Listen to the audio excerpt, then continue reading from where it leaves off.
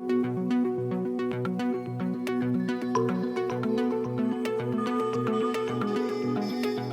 think the issue in Europe is not so much, it's not at all industry or capacity. It's not even money. It's political willingness. Hey SpaceWatchers, this is Space Café Radio, your channel about trends, great people and awesome conferences. I'm Torsten, publisher of SpaceWatch.Global. My guest is Dr. Xavier Pasco. He is the director of the Fondation pour la Recherche Stratégique in Paris. I spoke with him during the 6th Space Security Conference held in Prague mid-June 2022 to get his insights and views of space threats, the European space safety and security capabilities and needs, and our European reality. Enjoy our conversation. Xavier, what are the current threats in the space domain? I feel like when we look at space today, we face, I would say, a systemic threat, which really is related to the fact that on the one hand, we depend more and more on space, whether for our societies or for the military operations. At the same time, the space environment is becoming more and more difficult, less predictable. And the fact that you're depending more and more on something that becomes more and more difficult and predictable, fluid, I would say, with a number of objects, a number of actors increasing, you face risks and you face threats as well. And of course, just talking about the activity itself, we know about the debris and other things, so we need to have a much better awareness of what's going on in space on the one hand. And also we see this trend towards an increasing militarization of space. We have witnessed several tests, assets and stuff like that. And we know that the tensions in space are a bit increasing. This dynamics that in itself may be the most worrying. How does Europe respond to that threat? And is that enough? Is it appropriate? This is a key existential question for Europe.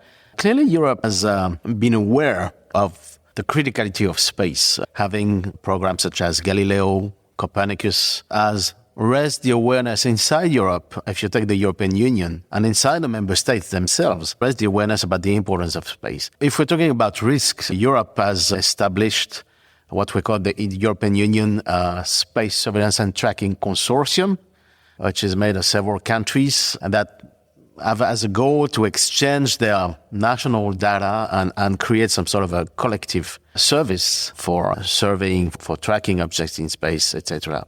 Of course, this is just a beginning, and for sure Europe is a bit lagging behind other nations, the most powerful space nations, that have large networks for monitoring space objects and better understanding what's going on in space. And I think that's clearly where Europe needs to improve. It's not only it has to gain some sort of autonomy in accessing to the knowledge about what's in space, but it has to be even more of what the people are doing in space. And that's clearly both for security reasons, but also for safety reasons. When you're going to be a player in space, you have to make sure that in terms of safety itself, you're aware of the maneuvers, you're aware of the behaviors of people, and also the nature of the payloads and all these things. So this is a domain where security, safety, military, civilian things are blurring. The front is not so clear.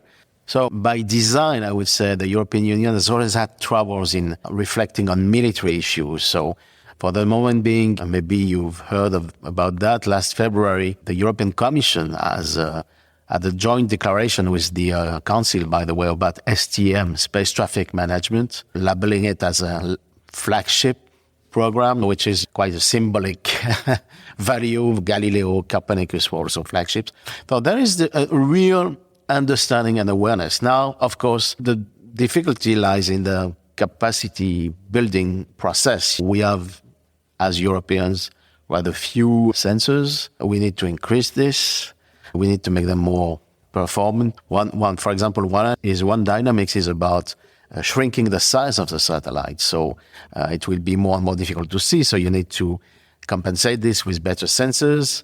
And these things are going to move more and more. You're going to have a lot of those things up in the sky. So you will have to have also downstream data processing systems that can absorb, I would say, this surplus of information. So all this needs to be built, and all this must be approached with a capability-based thinking. And in Europe, all this is always very difficult. But of course, it's a steady effort, and hopefully Europe will take care of this in the years to come. Let's do the reality check. And I interviewed Pascal Fauché about the needs, the growth, the outlook on UST. And then he came up with the MFF, the multi-year financial framework, and the period and the allocated money.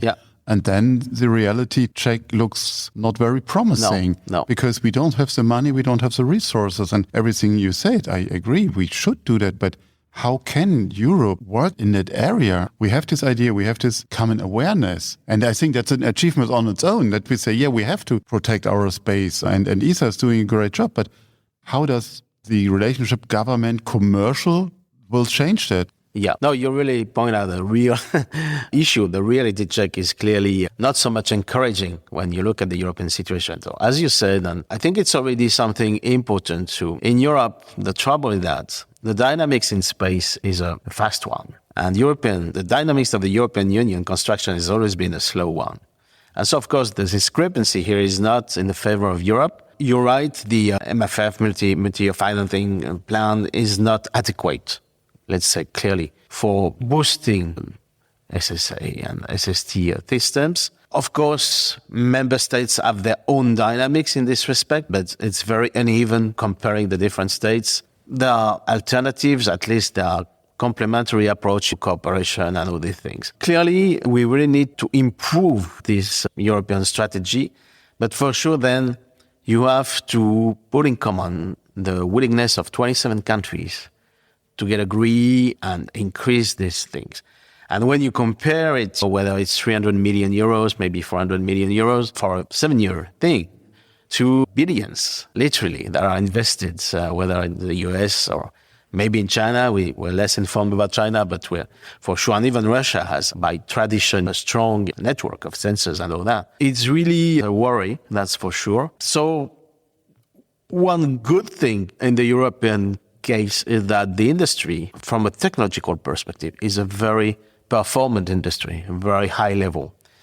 And what we see right now, and this is the second part of your question, is that Europe is also encouraging the private sector to invest in strategic domains, and this is one of those. We know about several, let's say, startups working on this, but also the primes, the traditional buses and all this, and Thales and all that. They also have their approaches. And so it's already the case for the US, but for Europe, it's more acute, I would say, as an issue. We have to find a way to create a win-win relationship between the public investment and the private sector, so that the private sector come and support the public mission. Can we stay on the commercial side? How did the roles change in that? When we talk about SSA, we would say, it's a typical task for a government or a Europe because state task. Now private companies coming in, and not only for SSA, but also for any other area in the space sector. How does a potential European future might look like in that way? Will the privates take over what governments are doing right now? I think Europe would grow following the same model as what in the US. And I contend that in the US, the process is not the one of a privatization of space. What we see, in fact, for years already in the US has been a realignment of the relationship between the public sector and the private sector, with the objective of creating a mutually beneficial situation, a win-win situation, where the public investment, public money, public funding come and support the rise of private commercial activities, first by giving contracts to these small firms, and then helping them for a period of time, creating their own business model that might eventually end up with having private customers. This is a mechanism that is very powerful. Indeed, it requires from the public authorities to deliberately fund and devote public investment to this strategy. But we see that in the field of Earth observation, we see that in the field of telecommunication, we see that in the field of SSA, etc. No reason why in Europe we wouldn't be able to think the same way, so that we will foster the appearance of this new ecosystem that in the end might be self-supported by its own activities, but There's one thing we don't have to forget is that for the moment being, most of the money that infuse space activities are money coming from public funds. And then it's public investment for a lot of these small startups. You have as a first customer, governments. And then public money is key to trigger the business model. And that's very important. We need to do that in Europe on the same scale. And then allowing ministries of defense, allowing to become customers in the end and not supporting the activity in itself. Who will regulate, who will control, who will set the rules of the road for all of that? Are we waiting in Europe for all nation states which have space strategies, space laws or not? It's a patchwork. Absolutely. It's a patchwork today because of the development of this space activity, whether public or commercial, and more commercial, by the way, with the mega constellations. All the space players have realized that it's high time to have common rules. For example, take anti-collision maneuvers and stuff like that. You need rules of the road, literally. Today, it's clear that it has to be a multilateral undertaking involving, of course, governments, but also including industry in their talks. And this is part of the new reality of the relationship between government and industry. They have to know each other better, but they also have to talk together in the future international negotiations, rules of the road, etc., mechanisms that will have to be negotiated anyway at the level of governments. Ultimately, governments, because of the law of international treaties, remain responsible of what happens in space. So ultimately, when something happens, states are responsible for that. So states will always be in the loop. But because of this new ecosystem, because of this new relationship they have with the private sector should be, and is actually, and will be, included in these discussions, because they have also their own dynamics. They have their own objectives, plans, programs, etc., etc. They are more than they used to be, in fact, industry that were executing plans that were given by the government. Now they have their own plans. They have their own business. So they have to be part of it. I really believe that space should be a domain where multilateralism should be revived, because after all, we're all interdependent in space. And by the way, that makes space a special environment when you compare it to the other ones. The military often compare with the air, sea, and land. When somebody does behave in a very wrong manner and create a catastrophe, anybody will pay the price, including the one who created the event. So all states have realized this is why, by the way, we currently have discussions at the UN level. Once again, it's difficult since maybe 2008, 2010. The discussions have been very difficult between the US, China, Russia, etc. But they're still alive because we have no other solution anyway. That will be an interesting thing to see. General Friedling called for speed to speed up the process. Speed/money. What we need to speed up the process. On the other hand, we had Kevin O'Connell talking about the coalition of the willing for moving forward Artemis exploration as an example, or SDM. How can we in Europe achieve that? That's a real issue. I think the issue in Europe is not at all industry or capacity. It's not even money. It's political willingness. It's, as I said, unfortunately, I agree fully with your diagnosis, which is it has to speed up. That's for sure. And we know, and we're well aware that this European construction process has taken decades. And we will have to make sure that we can have maybe, yes, coalitions are willing, even inside Europe. Take, for example, the new constellation that has been planned by the European Commission. Obviously, it will be pushed by some countries. Take the Permanent Structured Cooperation, PESCO program. Again, this is a specific mechanism that gathers countries who want to do it and advance it.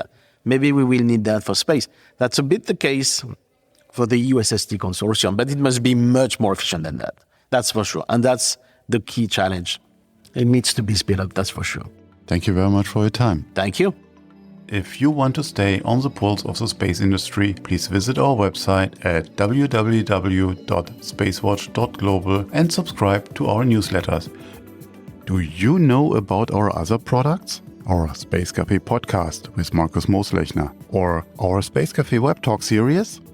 No? One more reason to visit our website. And don't forget to become a Space Watcher. I'm Torsten, CEO and publisher of SpaceWatch.Global, your independent perspective of space.